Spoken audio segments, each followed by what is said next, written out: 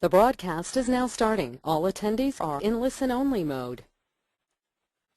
Good day, everyone, and welcome. My name is Zina Applebaum, and I'm the chair of the Competitive Intelligence Division. We're going to launch into one of our monthly webinars today. But before we do that, I wanted to first thank our webinar sponsor, Aurora WDC, for their continued support of our division and for bringing us these wonderful webinars. A couple of housekeeping notes just off the top. Remind everyone, if you are on the line and you're interested in learning more about the Competitive Intelligence Division as well as SLA in general, so please sign up and register for the conference in June in Boston. As well, we have two wonderful continuing education courses that are still accepting registration, and of course the annual CID networking event, a low-key cocktail reception that is always such great fun and brings out the best of SLA. Today's webinar will be on the topic of creating competitive intelligence taxonomies to visualize your business environment. We have presenting to us Jesper Martel, who is the Chief Executive Officer and co-founder of Commentelli, a leading provider of competitive intelligence software. Prior to founding Commentelli, Mr. Martel had a career at the telecoms company Ericsson. He created, established, and managed the Corporate Intelligence Center. At the time, it was regarded as the largest competitive intelligence system in the world. Mr. Martel holds a Master's of Business Administration from the Stockholm School of Economics. And just before I hand it over, those of you that have questions throughout the presentation, hold them till the end if you can. Otherwise, if they're burning and they fit right in, we'll try to address them. We will address all of the questions, and the webinar will be recorded and made available to the CID website as well as to people who have registered today. Without further ado, Jesper, I hand it over to you. Thank you so much, Zina, and thank you so much to SLA as well for inviting me to speak. I'm actually really looking forward to this session because often when I speak about taxonomies, it's a word that no one has heard of, and I often have to start by explaining that, but I don't think that will be the case so much for this audience today. So before I get started, just a quick couple of words about Commentelli so that you know where I'm coming from. Commentelli is a Swedish software company that provides a cloud-based service called Intelligence Today, which basically helps our customers manage all their unstructured information. We were founded in 1999, so we've been around for a while now, and during all these years we've probably built hundreds of different kinds of customized taxonomies. And most of these solutions focus on competitive intelligence and knowledge management, so that's where most of our experience lies. So here's today's agenda. I thought I'd start off by just giving a quick introduction to how we see competitive intelligence. A very quick introduction also to taxonomies, and in particular for business purposes. And then I'll talk about benefits of using taxonomies with competitive intelligence, so sort of combining CI and taxonomies. And I'll be using CI as a synonym for competitive intelligence throughout the presentation later on. Then once we've set that foundation, I'll go into a bit more of a couple of practical examples on how to define and classify topics in a taxonomy, and how to increase the usability of a taxonomy. I have a couple of points on that, and hopefully by the end I'll be able to show you some examples of what I think are good taxonomies for various reasons. And again, I'll be sharing my experiences of taxonomies coming from the competitive intelligence world, which I think offers a slightly different perspective on how to use taxonomies, and I'll be careful to point that out when those differences occur. And as Zina said, all the questions, if you can save them till the end, but I'm also happy to take questions after each of these sections, if there's anything that you feel is relevant and urgent. So let's start off with talking a bit about competitive intelligence. First of all, what is competitive intelligence? Much as we would like, it's not a cool 007 operation.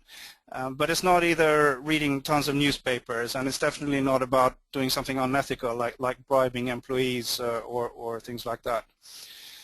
The way that we define it is that it's a process of systematically gathering, analyzing, and managing information about the external market and business environment, and then this is used to improve an organization's competitive advantage. And I think here, really, for me, the key word is systematically, because I think all organizations monitor their business environment in one way or another, often very ad hoc, and you do a bit here and a bit there. But it only really becomes intelligence when it's applied and done systematically, using a coordinated and structured approach.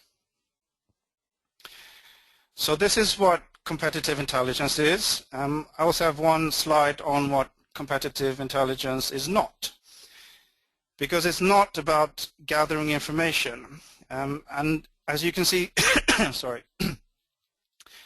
As you can see from this graph, and this is something that I'm sure you all can relate to, the amount of information in the world has exploded. There's more information than ever, so that's not the main problem today. Instead, I think the need is really, or there's a huge need for filtered and edited and quality information, and I think that need is becoming greater and greater. I'd actually say that probably one of the major problems that face companies today is this inability of people to find accurate and quality information. Everything that has to do with information overload and sort of how to handle big data and all of these terms. But information in itself is very passive, whilst when we're talking about competitive intelligence, we're talking about more analyzed and interpreted collection of insights that can actually be used to take informed decisions. So what does this mean for a CI professional? Well, it really means that the job of a CI professional is not really to add any more information into this world. We have plenty of that, but it's rather the opposite. It's trying to reduce the amount of information, trying to find out what's relevant, and trying to find the best sources and sort of the quality sources. So everything that's irrelevant needs to be filtered out, which is often extremely difficult to do. But it's extremely important as well if you're not to be left with all these huge amounts of data. So once that's sort of been done, once you've filtered out the information, that's when the relevant information, that's when you can start drawing insights and on the information that's left. So that's all I wanted to say about competitive intelligence, what it is, systematic gathering, analyzing, and distributing information, and what it's not. It's not about just pouring in more information, rather filtering information. So with that, I'll move on to talk a little bit about taxonomies and focusing on how to use taxonomies in business in particular. And I'd like to start with, actually, this is one of my favorite quotes. I could really relate to this the first time I saw it, because we sometimes refer to taxonomies as topic maps. And so this quote, finding a piece of information without a taxonomy is like driving without a map, basically. I can really relate to that analogy of maps to taxonomies. Taxonomies also help you so that you don't get lost. And really, today I think everyone uses taxonomies, whether they realize it or not. I often have this example of a grocery store. And a grocery store in the US stocks on average about 50,000 items. So imagine if all that was just thrown out sort of in an open space. We would have a hard time finding the food that we wanted to buy. But instead it's very neatly organized, and we have the lanes and the shelves, and all the vegetables are here, and the cereals are there, and dairy products there, etc., etc. So they do everything they can to make it easy for us to find our way around the store. And this is really sort of a real-life form of a taxonomy. It helps us find what we need. And this is really very similar for business as well. A lot of these general sort of principles and structuring are also applicable, of course, in a business taxonomy or in a business sense, with a few modifications. So this is how we define a taxonomy, a systematic and structured classification system of topics that helps the users find and organize information, basically. But there are two things that I think are specific to business taxonomies that we need to mention. One is that they're very much used for categorization support, i.e. information, sort of adding information into the vault, if you like, putting information into the system. The other main usage of taxonomies is for navigation support, or in other words, withdrawing information or retrieving and taking out information from your vault. So those are a few, I think, specific needs that or areas for taxonomies for business. And there's, of course, a couple of or a lot of other things that are also unique to taxonomies, and specifically CI taxonomies that we'll be going through as we go along.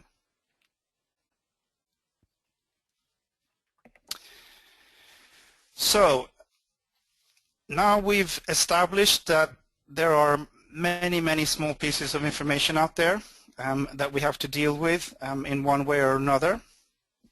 And of course, there are lots of questions that come up on how to handle all of this information. And I'm sure you'll recognize a lot of these questions. Do we have this information?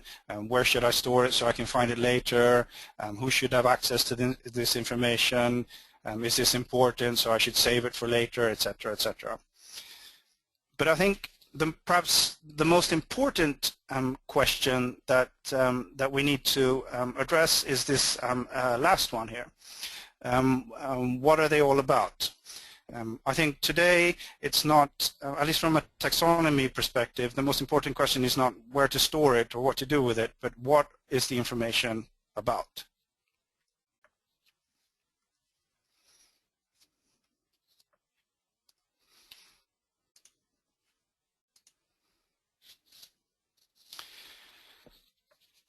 So what are they about? Well, as I'm sure that most of you realize as well, one article is really about a single topic. Usually you have lots of topics and multiple topics. An article can be about a company or a product or a country or technology or a person, which makes it really not so smart to try and classify these things in one single place. It really requires multiple topics. Each document can be about many topics and rarely about just one single topic. And this is where taxonomies enters the picture. And I'm sure you've seen sort of this is taxonomies versus folders. I'm sure that you recognize the picture to the right, which are your typical Microsoft Windows folders that only allow you to store documents in one single folder, and it's usually quite difficult to know exactly in which folder you've stored it. You really sort of almost have to know what you're looking for and exactly where it's stored before you go in. Very similar actually to the grocery store that I was talked about before. Just like folders, I can only find ketchup in one single place. And if I go, for example, to a new store that I've never been to, it takes a little while before I can locate my ketchup bottles.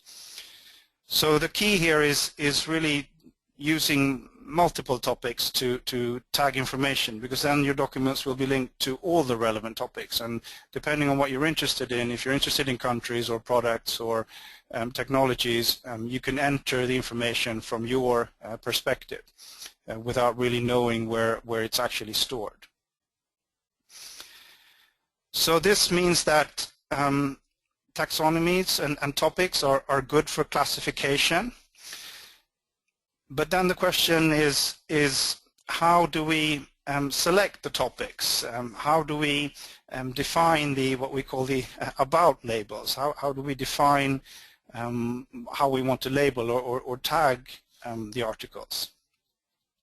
And here's where really CI, competitive intelligence, starts coming into the picture, because most of the work that's done in an organization is about decisions in one way or another. People are always taking decisions, and for that they need some sort of information support. And from a CI perspective, an organization has some sort of a strategy or some sort of direction where it wants to go, which means that the number of decision areas are not so many. We don't have to sort of take into consideration every single decision, but just the most important ones for that organization. And this means that all these decision dimensions can be represented using taxonomies. So taxonomy topics should be designed when you define how you want to label your information. They should always answer the user's need for decision support. How will this, if I use this label, how will it help me make the right decisions? So that's a little bit about taxonomies. Now we've gone through competitive intelligence and a little bit on taxonomies and how that works and how that's defined. And now I thought I'd move on and talk a bit about how these two concepts can work together.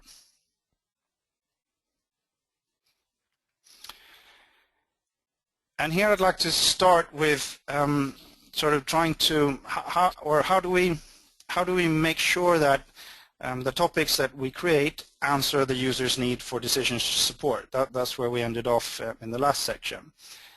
And at least in the competitive intelligence world, key intelligence topics or KITs are extremely popular, and they're a way for CI analysts and CI professionals to define the information needs that that decision makers need in a more concrete way. So KITs are the topics that define the intelligence needs of decision makers, and also how this intelligence is going to be used. And it really helps the interaction between the CI team and the strategic decision makers. And I think all this this planning is extremely important. It sort of forms the whole information gathering process, and it's really important so that what you gather and what you structure feeds into the strategic and tactical decisions that the organization needs to take. Because without all of this, without this planning, and without defining the key intelligence topics and asking these questions, all the information gathering that you're doing is very much in risk of just spreading out into a huge mass and sort of generate huge volumes of information, but very little in the way of actionable intelligence. So it's extremely important that you define and ask these questions. What's important to know for my organization? So that anything that comes out of the CI team is aligned with the aims and the objectives of the organization. And this is really where sort of KIT can be, or key intelligence topics can be applied in taxonomies to help CI professionals take a more informed and targeted approach to gathering and distributing information.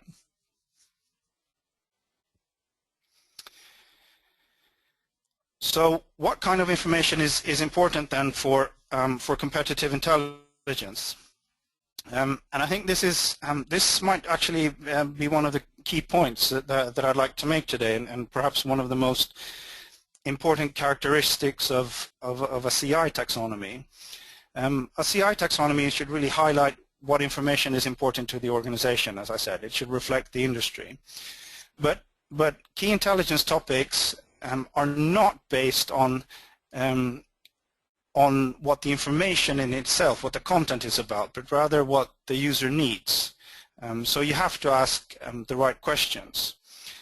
And this can sometimes, I mean, if the taxonomy is based on the content, the topics that you have in your taxonomy will normally always be populated because there is content. But if the taxonomy is based on key intelligence topics, it's very likely that you'll have empty topics in a CI taxonomy, and that's something that happens to us every now and then when we do these installations for customers. And they ask us, well, we've built this whole taxonomy, but look, there's nothing, these topics aren't being populated, and then they think that that's something negative, which it isn't necessarily. I'll show you actually, I think I have an example of, this is a piece of statistics from one of our systems that shows you how many topics have 0 articles in them, and how many topics have 1 to 5 articles. How many of the topics in your taxonomy? We have a total of 777 topics in this system. And this shows the distribution of articles in each of the topics. And when our customers see this, sometimes they say, well, look, there, you've got 110 topics here with 0 articles in them. That's not very good. But then we have to explain to them that that's actually, these empty topics actually show you potential blind spots. What you should be asking yourself is, why don't we have any information about these topics? If you've done your key intelligence topics right and defined that this is what we need to have information about, and then suddenly there's 110 topics that are empty, that should give you some cause for concern.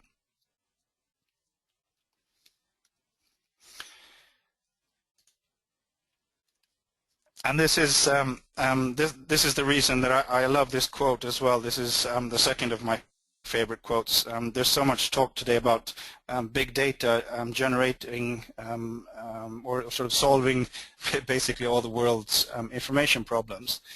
But that won't help. I mean, you can have as much data as you want, but if you don't ask the right questions and don't have sort of the right intelligence topics defined, it doesn't matter how much data you have. The big data in itself won't help you define what it is you need.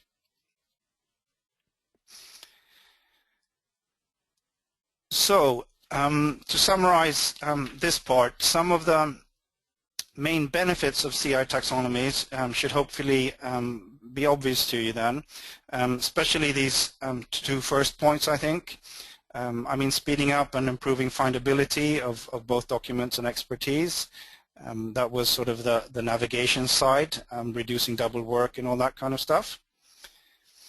But also the input side, facilitating manual and automatic classification of documents, making it easier, sort of, you don't have to memorize all the topics, making it easier to tag and classify. So these 2, I think, are fairly obvious. But then coming back to what I ended off with, these 2 last ones are not always so obvious. What we found that is if the taxonomy that you create really reflects the intelligence needs of your organization, then what happens is you unify the corporate language. It sort of standardizes the terminology in the company if you define your topics right. And we often see that there's sort of a lack of a common terminology, but once you show people a taxonomy, they actually start using the topics and the names and the terms that you've defined, and that helps unify and the way the company talks and speaks about information. So that's one thing. The other thing that's also often very overlooked, but a very positive side, I think, of a good taxonomy, is that it helps, by showing you what's important, it actually helps and encourages more people to become what I call intelligence explorers or observers. People actually become more engaged in CI and are more willing to contribute by having this shared intelligence map. So that, I think, is also a huge benefit. All right, moving on then, becoming a bit more concrete. How to define and classify topics. And I'm not, we use these 7 steps to when we create taxonomies. We go through these. We don't have that much time today, so I'm not going to go through all of these in detail. Just to show you that there is a very clear path where you, again, first plan what decisions are needed and what information do you need to take these decisions. Define the first level topics. Don't make it too broad, maybe max 10, 15 topics. Call in the subject matter experts to verify what you've done and to dig a little bit deeper and create the sub-level topics. We do what we call a sanity check as step 4, involving people who haven't been in step 2 and 3 just to make sure that we're on the right path. And then once we have the sort of the skeleton of the taxonomy in place, that's when we start looking at the keywords and assigning rules and search queries, etc., all the synonyms and that. And then once that's in place, the actual taxonomy, that's when you implement it and test it using real live data, run through a couple of news feeds, etc., to see that things fall out more or less as they should. And then the last point is that it really this cycle really never ends. It just goes on, and you should always refine it. But just the main point of this is that CI taxonomies are always very highly customized. I don't think, I mean, of all the taxonomies that we've created, I don't think that one is alike the other. They're always customized to fit each customer's specific business environment and their view of the world. Otherwise, it won't be very useful for CI purposes, at least. So that's how it can be created. Then we've got sort of the never-ending question of manual versus automatic classification that I'd just like to say a couple of words on as well. Because there are 2 ways of classifying information.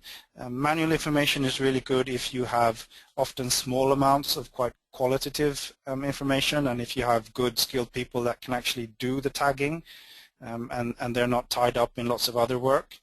So we find that soft topics like sentiment, is this article positive or negative? Topics like SWOT, is this a threat or an opportunity for us? These kinds of topics are quite hard to automate, and you often need some sort of a human judgment to be able to do that well. But often we find that sort of manual tagging becomes very subjective depending on what your background is.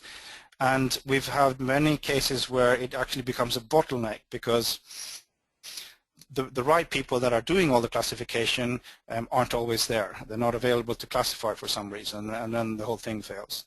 So what we find is that most organizations today are increasingly classifying articles automatically using software instead of human judgment. It allows you to sort through large amounts of information. It's more consistent, it's more reliable, and it's always objective. So even if it classifies information wrong, it does it wrong in the same way all the time. So you can go in and correct it.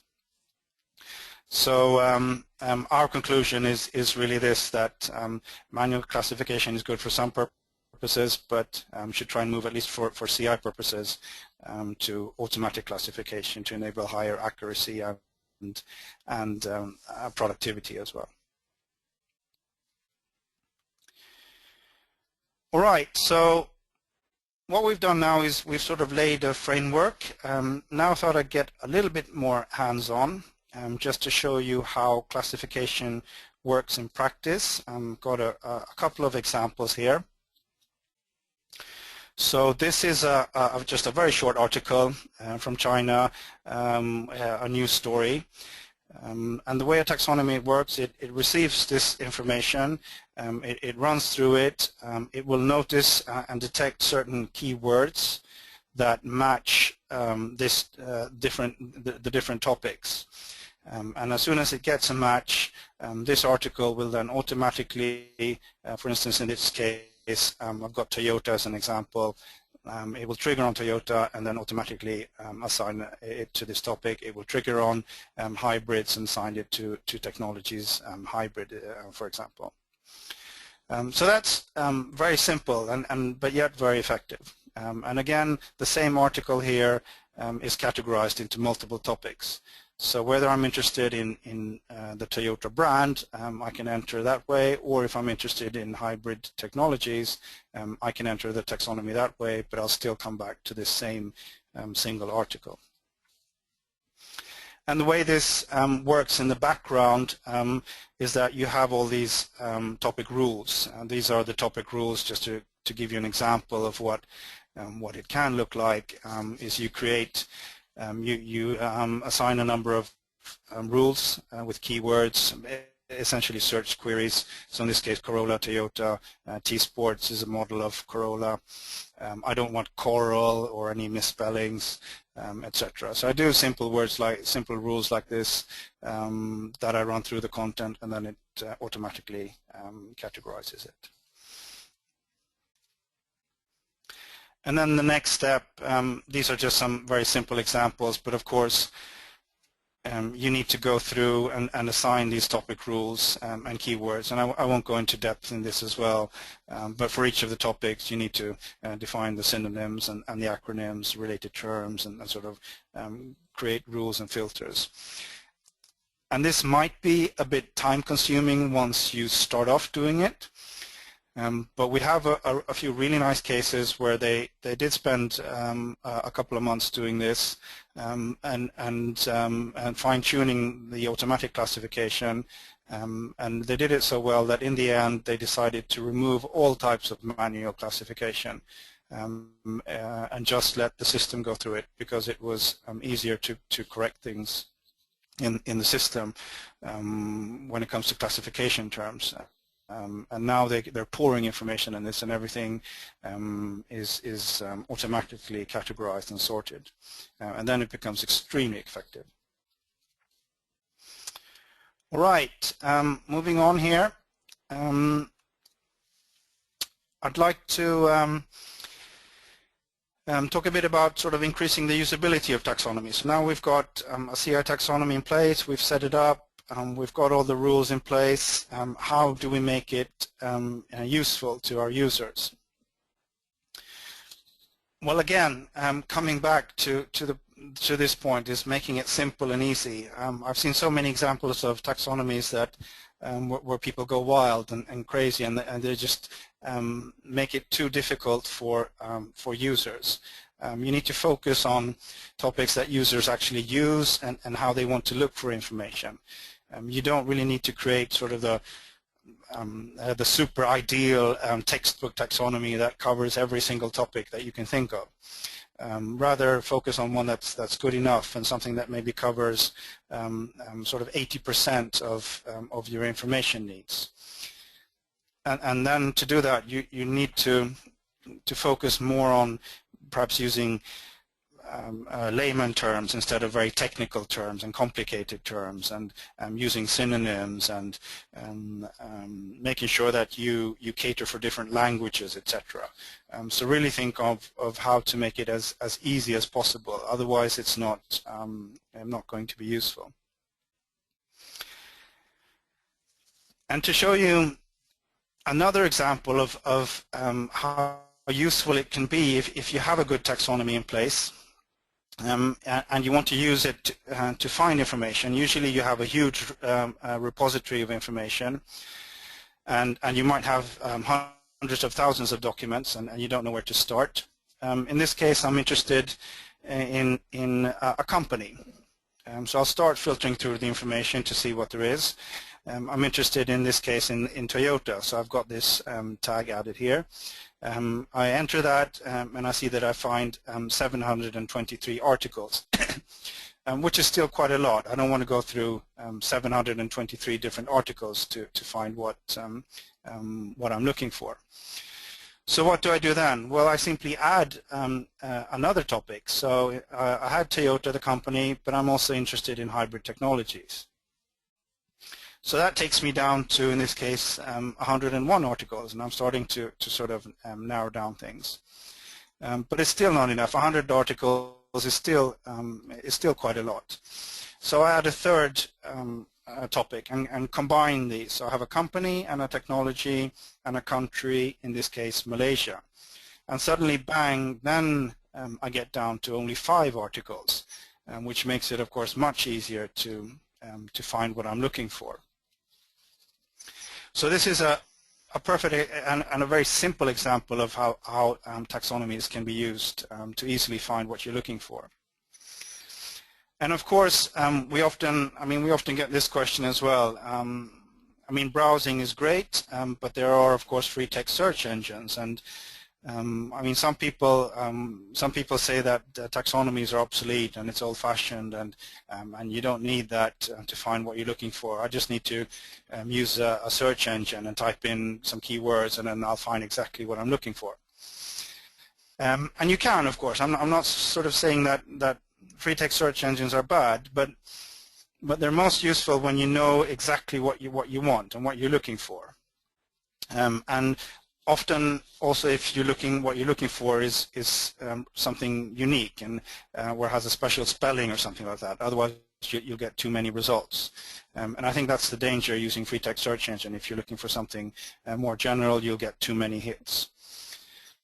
But that's where taxonomies can come into play, and we think that taxonomies are sort of perfect complements to free text searching. Because people search for information in different ways depending on what they want. Sometimes you know exactly what you want, and sometimes you're just sort of out browsing, and sometimes you can combine both of them to find what you're looking for. So in this case, if I'm looking for Toyota Corolla, for example, I might get a search with lots of hits here. But then what a search engine can do, it can sort of automatically use the topics in the taxonomy to filter through and create facets, as they're called, which will allow me to sort of dig deeper, or the search engine will help me dig deeper into the content that I've filtered out using taxonomies. So then they work really well together.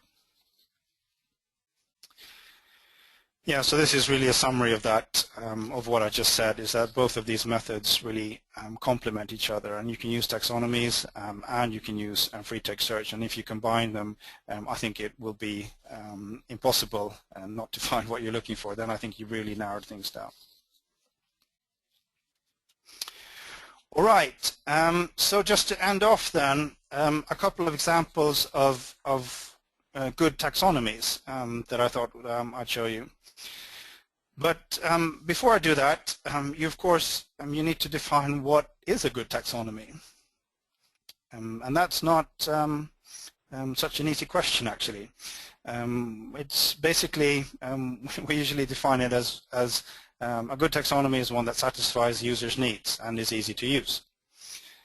So really, if you want to prove that your taxonomy is good, that proof often lies in the number of people who actually use it. That's when we think it's a good taxonomy. And in our experience, these are the things that you need to do. There are 6 points here that constitute a good taxonomy. One, it has to be very clear in what the purpose is. Who is really the main user of the taxonomy? Is it going to be used to enter information sort of into a system, or is it going to be used primarily to navigate and find information? And what kind of content should it be based on? That's very important. Of course, it should inspire trust, so that when you use the taxonomy, people should feel confident that it will actually help them find information if it exists out there. They should know that they can trust the taxonomy that they're using. Number 3 is keep it clean. We have so many examples of companies who have too many topics. They try to cover too much in their taxonomy, and it gets cluttered. They sort of dig deeper and deeper into the rabbit hole, and they sort of get caught down there because they can't come out. So keep it clean. and don't overcomplicate it. Be dynamic, very important, especially for CI. You need to always update the taxonomy so that it shows or reflects the changing business environment. If there's a new competitor that comes up, it can't, I mean, that company name needs to go in the taxonomy relatively quickly, otherwise people will quickly lose trust, for example.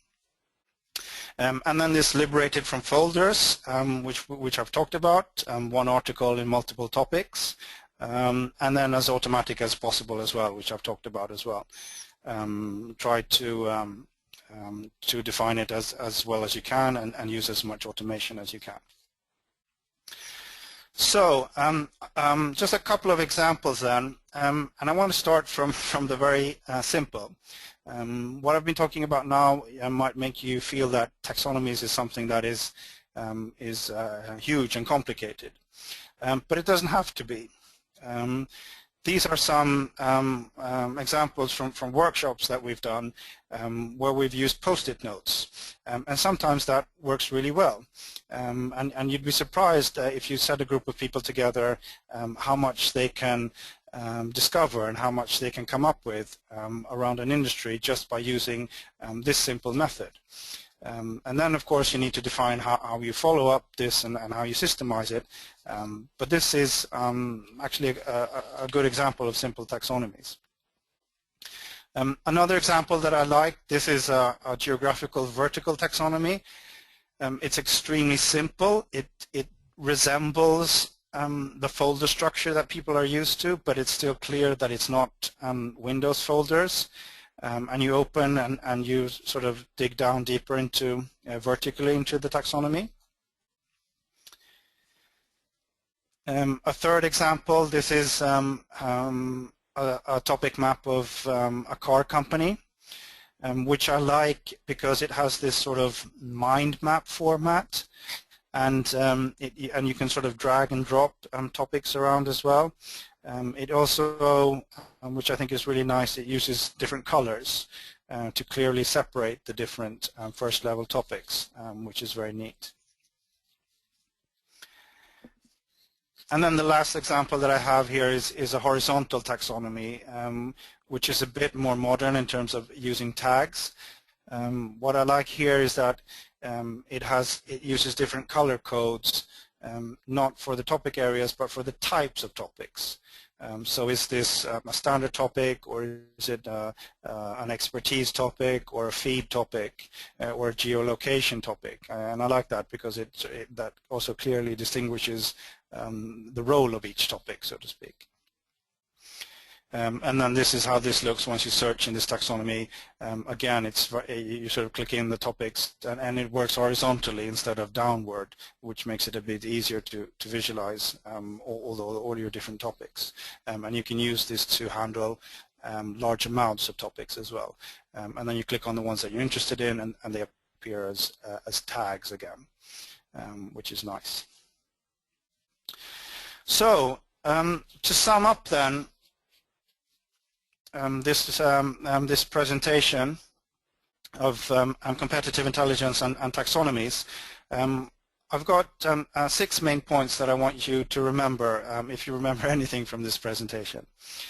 Number 1, CI taxonomies are based on key intelligence topics and decision areas, not the content base, not sort of the underlying information. That's very important. Number 2, CI taxonomies are dynamic, so they need to be adaptable to changes in your business environment, and that's also very specific for CI taxonomies. And number 3, CI taxonomies allow each piece of information to be classified into multiple topics, not just one place, not just one folder. CI taxonomies avoid duplicate topics, so you don't want to have the same topic in two or 3 or 4 different places. That will confuse people. So think more in terms of what you're doing is tagging the information in a way. Number 5, CI taxonomies are usually very clean, so not too broad, not too many first level topics, and not too deep either, not sort of going down into 4 or 5 or 6 different levels. And the last one, number 6, CI taxonomies are simple and easy to use for everyone. So the idea here is, as I mentioned, is to show the organization what you're interested in so that you get people engaged and interested in providing competitive intelligence as well. So not just for the CI specialists. All right, that was my presentation. We've got a couple of minutes, I hope, for questions and answers, Zina. Yeah, absolutely. Thank you for that, Jesper. Lots of great nuggets in there. I hope you Thanks. don't mind. I tweeted a fair number of them out there, so so they're out there for everyone to grab hold of and use in their daily lives. Wow, that's fine. I'm glad. A couple questions came in, and as we go through this Q&A, if you have other questions, feel free to use the Q&A boxes in the GoToMeeting widget as well. So first question we had is around sentiment of the automatic classification and whether or not automatic classification is reliable for things like sarcasm. Again, I've seen a few examples of software that tries to do that, and it's becoming better and better, but it still relies on the same kind of technology. It detects tries to detect sarcastic words, and but most of the cases where companies tag a sentiment, they do it manually. They have people that, and I think that requires people to be able to spot that. Okay. Another question for you. You mentioned in your cycle something called the sanity check. Can you share a little bit more about that? Well, the sanity check is something that we implemented when we were creating taxonomies as a sort of a check after we had done the first level topics and the first sub-level topics as well. Those were usually done with one group of people. But then the sanity check, we sort of showed what we had done for a completely different group of people, just to see how they would react to it. And we could do that sometimes to 2 or 3 different groups of people just to make a check that we were on the right way. Okay, I think that's very interesting and helpful. When you talk about establishing a taxonomy, you talked a lot about how it should be simple and how it should answer the questions that the organization is asking rather than refer to the content. So 2 questions in there. One, who should be at the table creating the taxonomy? So who are the people or the roles that should be sitting around the table is the first question. And the second question is, how do you have that conversation with decision makers if you're in the business of you're looking at creating a taxonomy to apply to your content?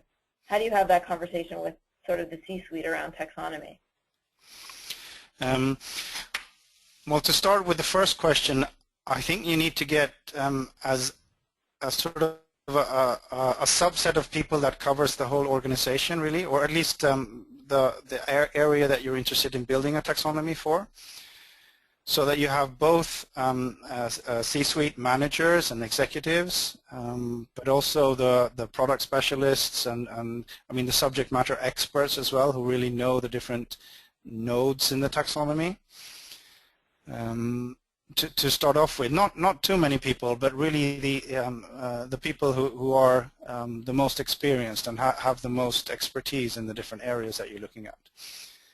So start off with that, but then do these sanity checks with other people as well as you go along. That's really helpful. Thank you. I think taxonomies are one of those things that evade us from time to time. They seem complicated on the surface, but I think you've shown us how they can actually be quite simple. Yeah, and what we've seen is that they're extremely, and this is something going back to the second question a bit, to the C-suite, because they're extremely powerful. I mean, once you, it does require some effort to build a taxonomy, but once you have it in place, it actually gives the organization a tool to steer people sort of in the right strategic direction as well, which is something that if you can get, that usually sort of attracts the ears and the attention of the C-suite, if you talk about a taxonomy in those terms. Certainly, and I think by extension of that, creating a taxonomy that is in line with strategy, you position yourself as the creator of the taxonomy and the keeper of the content for for more of a leadership role within the organization. So it kind of flips Exactly. your own role and increases your own profile in the organization, which I know for many information professionals is something we struggle with. Yeah, so it's not just about organizing the information you have, it's actually about sort of steering the company in a certain direction as well. Yeah, which is great. Yeah. I haven't seen any more questions come in, so I think we will thank you for your time there.